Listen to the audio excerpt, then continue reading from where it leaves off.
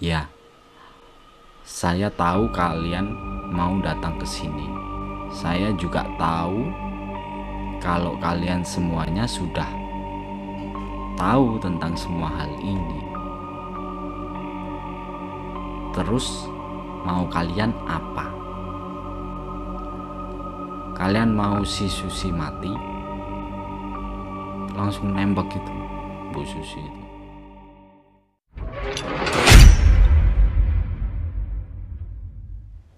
Ini lanjutan dari cerita di part sebelumnya ya teman-teman, tentang babi ngepet. Nah, di cerita kemarin yang terakhir itu kan Mas Adi dan Mas Wawan diantar pulang lagi sama Pak Burhan ke kosnya tanpa harus ngambil motornya dulu ke rumah Pak Burhan.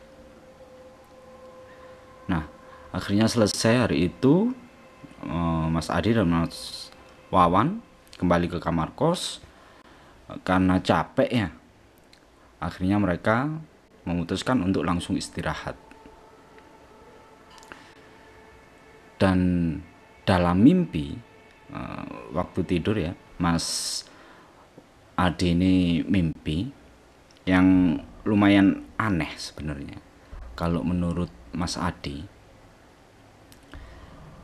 jadi dalam mimpinya itu Mas Adi lagi duduk di depan pintu kamar kosnya. Dan tiba-tiba itu ada yang datang gitu ya, mau lewat dari gerbang depan. Dan itu adalah Bu Susi. Tetap dengan pakaian khasnya gitu ya. Cara berpakaiannya yang khas, yaitu pakai daster putih panjang dengan rambut panjang hitamnya yang dibiarkan tergerai. Dan Bu Susi ini waktu lewat, dia itu sempat nengok ke arah Mas Adi. Bu Susi nengok itu sambil senyum ke Mas Adi, tapi tanpa berhenti ya. Beliau itu hanya lewat terus menuju ke kamar nomor 4 di lantai 1 itu. Mas Adi juga agak bingung sebenarnya ya. Ini ngapain kok Bu Susi tumben banget main ke kos. Diikutin aja gitu ya, dilihat gitu dari belakang. Dan Bu Susi ini menuju ke arah kamar nomor 4. Dia berhenti di depan kamar itu, menghadap ke kamar gitu ya, berhenti sejenak. Nggak berapa lama terus dia ini masuk ke kamar. Setelah beberapa saat itu Mas Adi itu dengar kayak teriakan gitu, teriakan-teriakan dari kamar nomor 4, yaitu kamarnya si Mas Irfan, temennya Mas Adi juga. Akhirnya Mas Adi itu lari menuju ke arah kamar. Itu kan jarak antara kamar satu dan yang lainnya itu kan sebenarnya nggak terlalu jauh ya. Paling dari kamar 1 ke kamar nomor 4 itu nggak sampai 20 meter. Itu padahal Mas Adi itu lari, tapi kayak lama gitu, nggak nyampe-nyampe. Perlu perjuangan ekstra gitu kayak. Setelah sampai di depan pintu kamar, dia itu lihat ke dalam gitu ya. Mas Irfan ini posisinya terlentang, tidur di kasur, dan kasurnya ini kasur tanpa dipan ya, langsung di atas lantai gitu.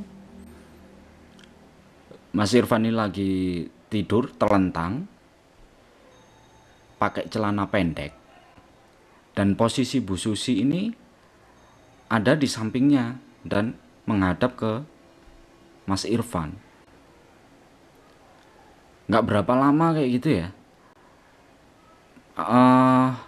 Bu Susi ini mulai kayak noleh gitu, kayak karena ngerasa ada seseorang mungkin ya Dia noleh, tapi nolahnya ini pelan banget. eh Kayak apa ya, lama gitu loh, pelan banget ke arah Mas Adi itu. Begitu saling tatap mata, Bu Susi ini tersenyum, senyum gitu ya ke arah Mas Adi. Dan yang aneh, beliau ini mengeluarkan suara kayak babi gitu. Kayak babi yang lagi ketakutan, babi merintih gitu. Ngik, ngik, ngik, ngik, kayak gitu. Dan posisi apa, kondisinya si Mas Irfan ini tetap ya teriak-teriak sambil meronta-ronta gitu kakinya. Dan Mas Adi ini nggak tahu apa sebenarnya yang dilakukan Bu Susi ke Mas Adi itu nggak tahu. Karena saking takutnya, karena lihat ekspresi Bu Susi dan suara yang dikeluarkan, Mas Adi ini lari balik lagi ke kamar sambil teriak-teriak gitu ya. Dan tetap, padahal jarak deket gitu, kayak nggak sampai-sampai gitu lari itu. Lama gitu perasaannya Mas Adi waktu itu. Ini dalam mimpi ya. Karena teriak-teriak, akhirnya dia kebangun. Dan ternyata memang dibangunin sama Mas Wawan itu. Mereka kan satu kamar ya, teman satu kamar gitu. Dibangunin akhirnya sama Mas Wawan karena dalam tidurnya ini Mas Adi ini teriak-teriak. Begitu dibangunin, Mas Adi masih ini, masih ngos-ngosan gitu ya, meskipun udah bangun tuh masih ngos-ngosan. Sama Mas Wawan coba ditenangin, diambilin air putih, suruh minum. Lalu ditanya ada apa sebenarnya, kok tidur teriak-teriak.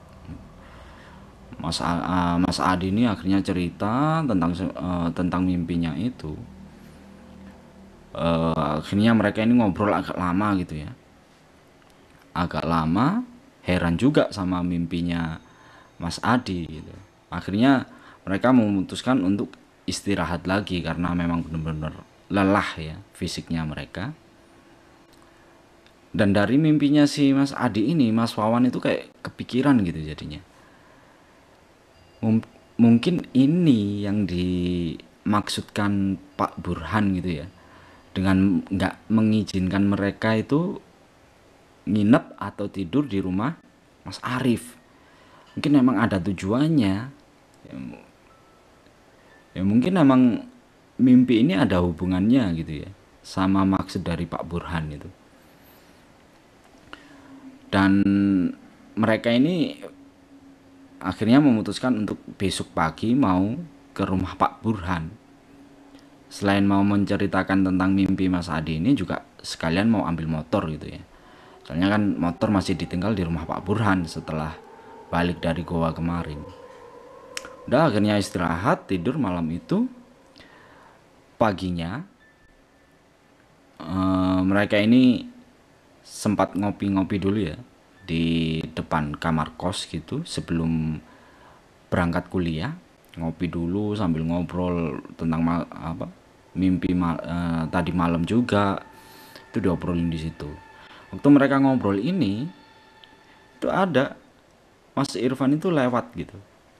Tapi yang aneh, Mas Irfan ini nunduk gitu, nunduk aja, sama sekali nggak noleh ke mereka berdua. Padahal biasanya Mas Irfan ini tipikal orang yang rame gitu. Kalau lihat mereka berdua ini nongkrong, pasti nimbrung, ikutan nongkrong. Tapi dia diem aja waktu itu. Pagi itu diem aja, cuma nunduk aja. Jalan ngelewatin mereka berdua, langsung menuju ke arah kamarnya. Dan pikirnya mereka berdua ini, ada apa ini si Adi? Terus Mas Wawan bilang udah biarin, mungkin dia lagi bad mood gitu katanya kan. Akhirnya mereka beberes, mau berangkat kuliah. Waktu mereka dalam kamar ini, mereka ini sayup-sayup kayak denger ribut gitu dari luar. Mas Adi langsung lihat kan keluar gitu, mau lihat ada apa ribut-ribut jam segini gitu. Begitu dia keluar, dilihat ini suara kok datangnya dari arah kamarnya Mas Irfan. Dipanggil tuh Mas Wawan, "Wan, Wan, Wan, ini suara ribut ini dari kamarnya Irfan, ayo liatin, liatin," gitu. Akhirnya mereka berdua pergi gitu ya ke arah kamarnya Mas Irfan. Dan begitu udah sampai di dalam kamar ini, posisinya Mas Irfan ini udah terlentang sambil kayak menggigil gitu, kayak gigil. Badannya panas gitu ya, suhu badannya panas. Tapi yang aneh, ujung kakinya ini dingin banget kayak es sudah. Karena panik, mereka berdua ini panggil penghuni kos yang lain, minta tolong gitu kan. Suruh ambilin pakai balsem, kaos kaki apa buat ngangetin kakinya si Mas Irfan ini. Akhirnya nggak berapa lama, sekitar 15 menit lah kejadian itu, baru Mas Irfan ini kayak kelihatan lebih tenang dan sadar gitu ya. Udah bisa ngerespon ketika diajak ngomong atau ditanya-tanya gitu. "Pan, kamu ini kenapa sebenarnya? Kalau ada masalah cerita dong. Kamu sakit ya?" Gitu kan. Si Mas Irfannya ini kayak bingung. "Loh, sakit? Emangnya aku kenapa? Aku dari tadi malam itu tidur, bangun-bangun ya udah ada kalian di sini, udah rame kayak gini." "Loh, jadi kamu nggak bangun sama sekali dari tadi malam?" "Enggak, kamu tadi pagi tuh keluar loh, Van. Dan kamu nyelonong aja waktu lewatin kita dan nunduk gitu aja." "Loh, masa sih? Aku dari tadi malam tuh tidur, udah nggak tahu apa-apa. Ini bangun-bangun ada kalian." Kayak bingung gitu Mas Irfannya. Eh, Mas Adi sama Mas Awan tuh saling pandang gitu ya. Waduh, repot ini, gitu pikirnya mereka. Karena dilihat kondisinya Mas Irfan udah lebih baik, akhirnya mereka putusin buat berangkat ke kampus kuliah. Udah mereka berangkat, sekitar itu mereka berangkat kuliah jam 8 ya, sekitar jam 11-an, nggak tahu itu ya kuliahnya berapa SKS.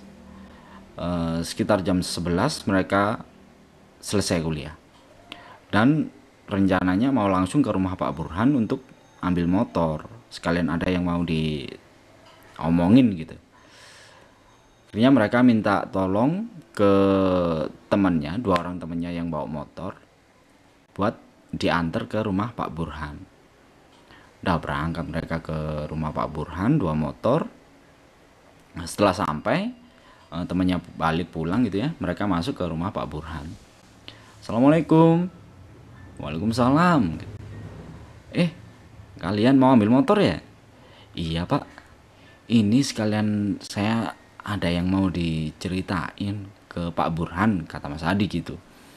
"Oh iya, iya, iya, yuk masuk, masuk, masuk." Suruh masuk. Sebelum mereka cerita gitu ya, Pak Burhan ini udah nembak duluan. "Iya, gimana kondisi teman kalian si Rudi? Itu yang di kamar ujung gitu." Si Mas Irfan, sama Mas Adi sama Mas Wawan ini kan kaget gitu ya. Kok tahu Pak Burhan? Padahal mereka belum cerita apa-apa. Terus Pak Burhan ini juga ngomong, "Iya, saya udah tahu dengan apa yang terjadi sama Irfan tadi malam. Sekalian deh, nanti saya datang ya ke kos, main ke kos kalian, mau lihat kondisinya si Irfan ini kayak gimana." "Oh, baik Pak," kata mereka berdua. "Ini ngomong-ngomong, terima kasih banyak ya Pak Burhan. Juga mohon maaf kita nggak bisa ngasih apa-apa. Cuman bisa ngucapin terima kasih aja ke Pak Burhan," kata Mas Adi gitu. Pak Burhannya juga langsung bales gitu ya. "Buat apa? Saya udah ada semua. Udah nggak usah bingung, nggak usah repot mikir yang aneh-aneh. Udah saya nggak apa-apa kok. Nanti saya main ke kos kalian ya." Gitu kan. Dah, akhirnya selesai. Mereka ngobrol sama Pak Burhan, mereka balik ke kos lagi. Sekitar sore, itu Pak Burhan beneran datang ya ke kos, nemuin mereka berdua. Itu sekalian minta antar ke kamarnya Mas Irfan. Yuk antarin ke kamarnya si Irfan gitu. Ya diantarin ke kamarnya Irfan.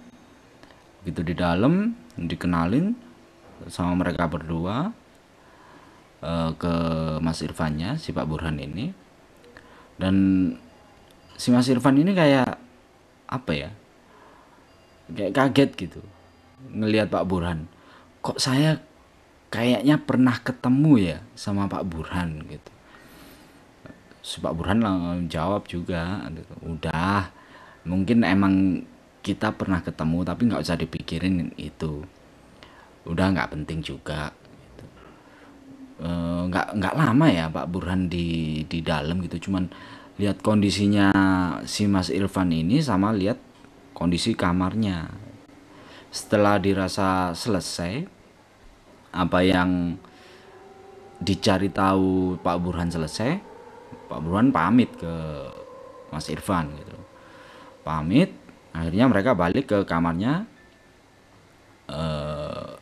mereka berdua gitu. Terus ngomong sih Pak Burhan, ke mereka berdua ya, wah ternyata saya keliru. Saya pikir yang bakalan jadi tumbal berikutnya ini si Adi, ternyata yang mau diambil itu si Irfan. Untung saya tadi kesini jadi bisa lihat kondisinya, karena sebelumnya yang saya kira mau diambil itu si Adi. Mas Adinya kaget juga, ah mau diambil Pak, buat tumbal maksudnya? Iya buat tumbal, saya kira kamu yang bakalan diambil, ternyata si Irfan. Aduh gimana ini Pak, kalau sampai kayak gini apa yang mesti kita lakukan, kata Mas Adi gitu ya, karena panik juga denger yang kayak gitu. Udah nggak apa-apa, nanti saya yang urus, saya yang handle. Saya juga lagi cari-cari cara juga untuk gimana caranya supaya mata rantai pesugihan ini berhenti dan nggak ada tumbal-tumbal lagi. Sekalian saya juga sebenarnya mau ketemu itu sama Bu Susi. Nah, itu rumahnya di depan kan. Udah, saya langsung ke sana aja. Kayak kalian tunggu di sini aja, nggak usah ikut, nggak apa-apa. Biar saya sama Pak sopir aja yang masuk ke dalam. Udah, akhirnya Pak Burhan pergi ke arah rumah Bu Susi.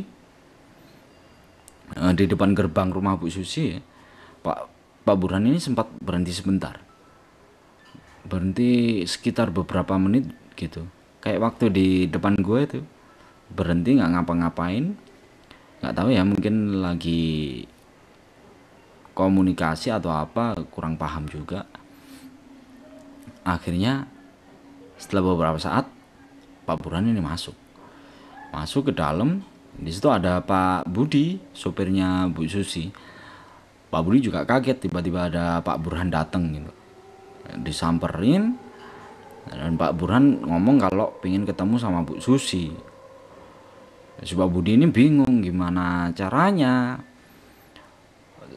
karena kejadian-kejadian yang kayak gini ya, bingung juga. Dan Bu Susi juga hampir nggak pernah terima tamu di situ, itu hampir nggak pernah. Waktu masih bingung nimbang-nimbang apa yang bakalan dilakukan, Pak Budi itu bakalan manggil Bu Susi atau enggak, tiba-tiba itu pintu kamar dibuka, ceklek gitu. Iya, saya di sini, nggak apa-apa, sini aja. Bu Susi yang keluar dari rumah dan ngomong kayak gitu ke Pak Burhan. Pak Burhannya kayak langsung nyumekin Pak Budi gitu ya, jalan ke arah Bu Susi. Dan suasana itu kayak kaku gitu waktu itu. bener-bener nggak enak rasanya. Setelah berdiri berhadapan gitu ya antara Pak Burhan sama Bu Susi, itu benar-benar nggak ada komunikasi sama sekali, nggak ada perbincangan sama sekali. Mereka cuman saling tatap gitu, benar-benar kayak kaku gitu suasananya.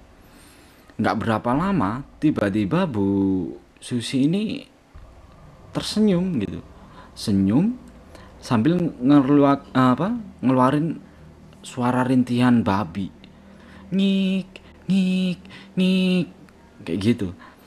Pak sopir ini kan baru pertama ya lihat yang kayak gitu, ketakutan akhirnya.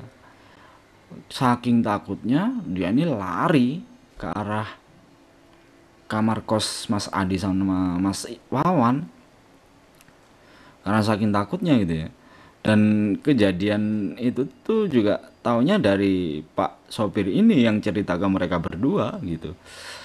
Akhirnya balik mereka akhirnya balik ke kos si Pak sopir ini dan cerita itu ke Mas Adi sama Mas Wawan, diceritain lah begini begini begini gitu. Nggak berapa lama Pak Burhan datang juga akhirnya, terus ngomong gitu ya, dah ini berarti udah positif, memang Bu Susi itu melakukan ritual pesugihan. Kali ini saya benar-benar yakin 100% gitu ya. Karena sebelumnya itu Pak Burhan ini masih ada kayak ada puzzle yang belum lengkap gitu. Dan saat ini semuanya udah klop gitu. Semuanya kayak udah klop, udah ketemu puzzle-nya. Dan di situ Pak Budi juga ikut ya. Dia kayak menyelinap gitu diam-diam dari Bu Susi, karena penasaran, benar-benar penasaran sama yang apa yang terjadi gitu. Dan saat itu juga Pak Burhan ini langsung nembak ke Pak Budi ini, minta apa ya, nyuruh Pak Budi ini buat ngasih penjelasan tentang orang-orang yang ada di jaringannya Bu Susi. Pak Budi, samaan kan udah lama ikut sama Bu Susi, jadi tolong dijelasin lagi tentang orang-orang yang ada di lingkarannya Bu Susi. Pasti ada, saya yakin ada. Sebenarnya saya udah tahu semuanya, cuman lebih baik kalau Pak Budi sendiri yang menjelaskan. Ditembak kayak gitu sama Pak Burhan. Akhirnya mau nggak mau gitu ya, Pak Budi ini buka lagi omongan, karena udah apa ya, beliau ini Pak Budi ini udah kayak memasrahkan atau minta pertolongan ini ke Pak Burhan gitu. Siapa tahu dia bisa benar-benar lepas dari situasi yang kayak gini gitu dan aman. Akhirnya diceritain semua sama Pak Budi itu. Sebenarnya kalau memang ada orang lain di lingkaran Bu Susi, dan itu kayak semacam jaringan apa ya, jaringan tumbal gitu teman-teman, kayak mafia jadinya. Jadi ada orang-orang dengan tugas tertentu, dan proses Pak Budi kenalan sama Mas Adi dan kawan-kawan kan lewat ini, ada dua orang atau sepasang suami istri yang dimana si suami ini menyebarkan selebaran tentang salon, dan yang mengelola salon adalah istrinya. Itu di episode 1 ya, di part satunya. Dan ternyata memang mereka berdua ini memang bagian dari jaringannya Bu Susi untuk mencari tumbal. Dan sepasang suami istri ini juga terpaksa melakukan itu karena anaknya yang pertama ini udah jadi tumbal, udah diambil sama Bu Susi. Awalnya mereka kan menolak gitu ya, nggak mau. Akhirnya diambil anak yang pertama sama Bu Susi, sama iblis ini. Karena masih ada satu anak lagi yang berusia 7 tahun, mereka ini takut kalau anaknya yang terakhir ini bakalan diambil juga, dijadiin tumbal. Mau nggak mau akhirnya mereka nurutin apa yang diperintahkan sama Bu Susi. Kondisinya ini sama persis ya, sama kayak Pak Budi jadinya. Dan sebenarnya juga ndak hanya mereka bertiga ya, Pak Budi sama sepasang suami ini, masih ada yang lain juga, dan itu nggak sedikit jumlahnya. Cuman kan proses perkenalan Pak Budi sama Mas Adi dan kawan-kawan kan lewat sepasang suami istri ini. Jadi itu yang diceritakan sama Pak Budi. Mas Adi sama Mas Wawan tuh kayak lebih kaget lagi ya, lebih shock lagi. Ternyata masalah ini bener-bener bukan masalah sepele. Ini bener-bener situasi dan kondisi yang bener-bener apa ya, sama sekali nggak pernah ada di perkiraan mereka gitu, di pikiran mereka. Makin kesini masalah makin rumit, meskipun lebih jelas ya, tapi memunculkan lebih banyak lagi pertanyaan-pertanyaan baru gitu. Setelah semua diceritakan sama Pak Budi, Pak Burhan ini memutuskan untuk balik ya, karena nggak ada lagi yang diperlukan sama mereka berdua, Mas Adi sama Mas Iwan. Dirasa udah cukup di situ. Pak Adi bilang kalau dia bakalan minta bantuan ke teman-temannya, karena jujur aja Pak Burhan ini juga bilang kalau dia nggak mampu kalau harus menyelesaikan ini sendirian. Dia butuh bantuan dari teman-temannya yang lebih tinggi gitu tingkatannya, yang yang lebih mampu untuk mengatasi masalah seperti ini. Akhirnya Pak Burhan balik dari kos, pulang. Dan ini setelahnya ya, Pak Burhan itu cerita ya. Setelah balik dari situ, Pak Burhan ini langsung berangkat ke tempat atau rumah teman-temannya untuk minta bantuan. Dia sama Pak sopir berangkat itu ke rumah temannya, agak jauh ya, agak jauh. Dijelasin semuanya ke temannya ini, dan syukur gitu ya, temennya Pak Burhan ini memahami gitu, dan akhirnya mau membantu karena masalah ini benar-benar rumit dan Pak Burhan sendiri tidak mampu untuk menyelesaikan ini semua sendiri.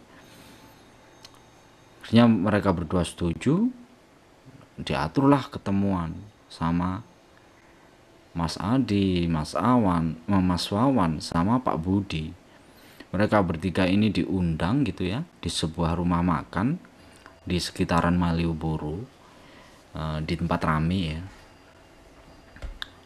Akhirnya ditentukan mereka bakalan ketemu di situ hari ini gitu.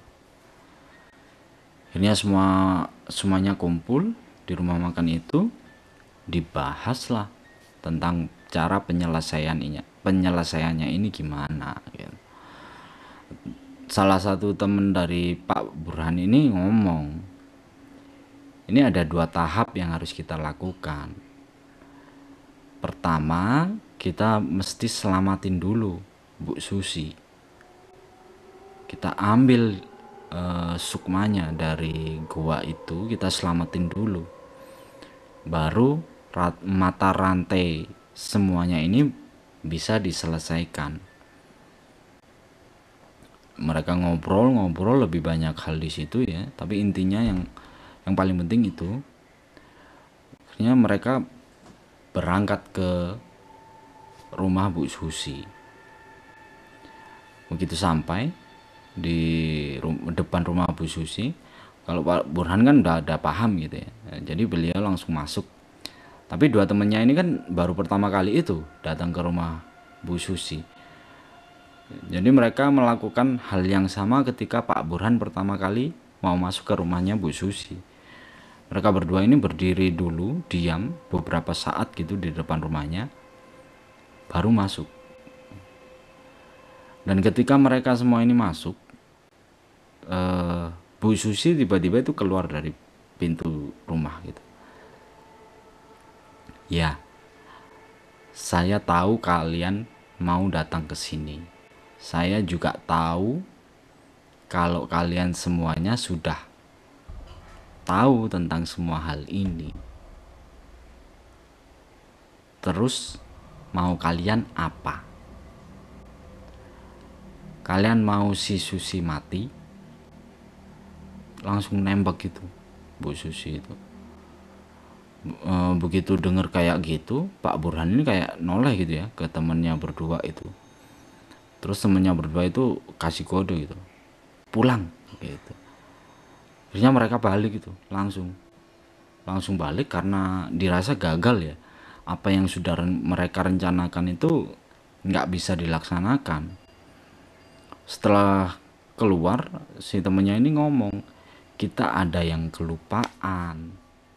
Jadi kita nggak bisa langsung laksanakan apa yang udah direncanain nih. Ya gimana pun juga kan dia ini masih punya kuasa ya atas tubuhnya Bu Susi, juga sukmanya yang masih ditahan di goa itu. Jadi abort mission gitu ya, misinya ditunda dulu untuk menyelamatkan Bu Susi. Akhirnya Pak Burhan ini ngomong, udah nggak apa-apa, itu kita bisa selesaikan nanti. Ini yang paling penting dan urgent, itu kita harus selamatin dulu si Irfan, karena dia ini udah mau diambil. 2 minggu lagi nih dia bakal diambil kayak gitu, dijadiin sebagai tumbal. Akhirnya datang lagi ke kosannya Mas Adi sama Mas Wawan ya. Balik lagi mereka bertiga ke situ. Ini udah tanpa Pak Budi ya, Pak Budi udah nggak ikut. Udah tetap di rumahnya Bu Susi udah. Akhirnya mereka balik ke kos Mas Adi, langsung menuju ke kamarnya Mas Irfan gitu. Pak Burhan sama semuanya itu masuk dah ke kamar, langsung bilang itu ke Mas Irfan, Irfan, kamu ini udah ditargetkan sebagai tumbal pesugihan. Kamu tahu Bu Susi itu sebenarnya adalah pelaku pesugihan, dan kamu ini target berikutnya untuk dijadikan tumbal. 2 minggu lagi kamu bakalan diambil sama dia gitu. Si Mas Irfannya kan kayak kaget gitu ya, bingung kok tiba-tiba ada kayak gini gitu. Sama Mas Adi itu coba diingetin lagi sama kejadian yang dialami sama Mas Irfan sebelumnya gitu ya, tentang dia yang kapan hari terjadi itu semuanya diceritakan lagi. Akhirnya di situ Mas Irfan ngerasa kayak, oh iya ini ada yang aneh ini, kayaknya ada yang nggak benar. Terus akhirnya Mas Irfan itu bilang, terus saya mesti gimana Pak Burhan? Apa saya pindah aja dari kos ini cari tempat baru? Nggak bisa. Kamu mau lari kemanapun masih bisa diambil sama dia. Kamu harus ikut saya sekarang. Kemana Pak? Udah ikut aja ayo. Kamu kalau bisa bawa ganti deh sekalian. Kamu ikut saya sekarang. Oh, baik Pak gitu. Akhirnya diputusin gitu ya, mereka bakalan ngelakuin sesuatu tentang Mas Irfan ini. Dan Mas Adi sama Mas Alwin ini diajak juga ikut. Jadi mereka berangkat itu berenam, Pak Burhan sama 2 temennya, Mas Irfan, Mas Wawan sama Mas Adi. Berangkat mereka malam itu. Kali ini tempat yang dituju bukan gua yang kapan hari itu ya. Bukan gua itu. Mereka sekarang menuju ke arah sisi timurnya Jogja. Dan itu lumayan jauh sampai keluar dari Jogja gitu. Dan tetap kata Mas Adi itu mereka menuju ke atau agak masuk gitu ya ke dalam hutan dengan medan yang terjal, lagi-lagi terjal gitu ya, naik turun ke dalam hutan. Dan tempat yang dituju ini kayak semacam aliran sungai gitu teman-teman. Dan di aliran sungai itu ada satu area yang kayak ada cekungan gitu, dan di situ ada air yang agak menggenang. Akhirnya mereka berhenti di situ. Mas Adi nggak tahu ya itu ada di mana, dan Pak Burhan sendiri juga nggak menjelaskan apa-apa, nggak kasih tahu ini di mana dan buat apa, itu belum dijelasin apa-apa sama Pak Burhan. Akhirnya mereka turun. Setelah sampai itu mereka turun, Pak Burhan ini langsung nyuruh Mas Irfan ini mandi di sungai itu. Dafar, sekarang kamu mandi, kamu lepas semua pakaiannya. Wah, mesti telanjang ini Pak gitu. Iya telanjang aja udah nggak apa-apa gitu. Wah saya malu Pak. Udah nggak apa-apa. Oh ini emang syaratnya ya Pak buat kayak gini mesti telanjang? Bukan syarat. Ya biar nggak repot aja kamu nanti. Kan kalau nggak kamu lepas semua nanti bakalan basah. Kamu sendiri yang repot gitu. Oh iya ya Pak iya. Akhirnya dilepas semua itu bajunya, pakaiannya dilepas semua, benar-benar telanjang bulat. Dan Mas Adi sama Mas Wawan itu nggak berani lihat ya.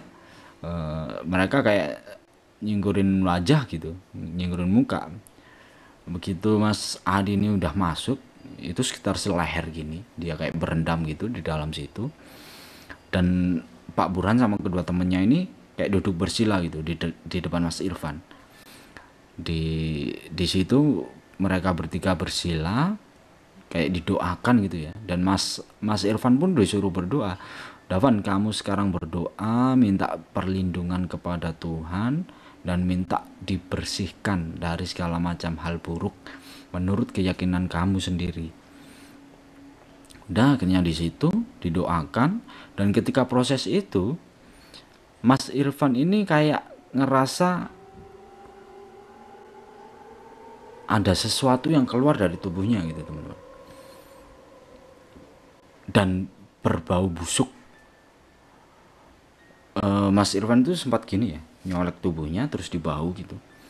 Dan bener kayak kata Mas Irfan itu baunya kayak nanah gitu, busuk. Cuman karena gelap gitu ya, karena malam gelap, Mas Irfan ini nggak bisa lihat visualnya kayak gimana. Dia ini nggak yakin 100% itu beneran nanah atau apa. Cuman perkiraan dia itu ini mirip nanah karena bau banget. Udah setelah proses semuanya selesai, Mas Irfan disuruh naik lagi, suruh ngeringin badan, pakai pakaian lagi, disuruh duduk gitu ya di satu area sama Mas Adi sama Mas Wawan, disuruh tunggu di situ. Udah kalian bertiga tunggu di sini, saya sama teman-teman bakalan membahas ini lebih jauh lagi kayak gimana gitu ya. Kalian bertiga tunggu aja di sini nggak apa-apa. Saya sama teman-teman agak misah sedikit di arah sana, kayak menuju arah kanan gitu ya. Tapi tetap kok kelihatan. Jadi kalau ada apa-apa bisa saling tahu gitu. Akhirnya Pak Burhan pergi ninggalin mereka bertiga. Terus Pak Burhan sama temennya ini kayak duduk lagi bersila gitu ya. Mereka bertiga berhadapan-hadapan. Bukan lagi melakukan ritual tertentu, cuman kalau menurut Mas Adi itu kayak mereka lagi ngobrol gitu ya. Tapi nggak tahu apa yang diobrolin gitu. Karena jaraknya kan lumayan agak jauh, jadi nggak dengar apa-apa mereka bertiga ini. Gitu. Kayaknya cukup segini teman-teman ya untuk part ini. Karena untuk menjaga durasi juga biar teman-teman ini nggak bosen dengar ceritanya. Nanti bakalan kita lanjut lagi di part berikutnya. Karena memang cerita ini nih benar-benar panjang gitu ya. disampaikan dari awal gitu kalau ceritanya bakalan panjang. Jadi kita udahi aja yang di part ini, cukup sekian. Terima kasih buat semuanya, buat para subscriber, semua yang udah like, kasih komen, dan udah share ke yang lainnya. Terima kasih banyak semuanya. Semoga siapapun yang saat ini lagi sakit segera diberikan kesembuhan. Dan semoga kita selalu diberikan kemudahan dalam hal apapun, termasuk kemudahan dalam hal rezeki. Dan mudah dalam melakukan segala hal yang kita harapkan gitu ya. Terima kasih semuanya. Wassalamualaikum warahmatullahi wabarakatuh.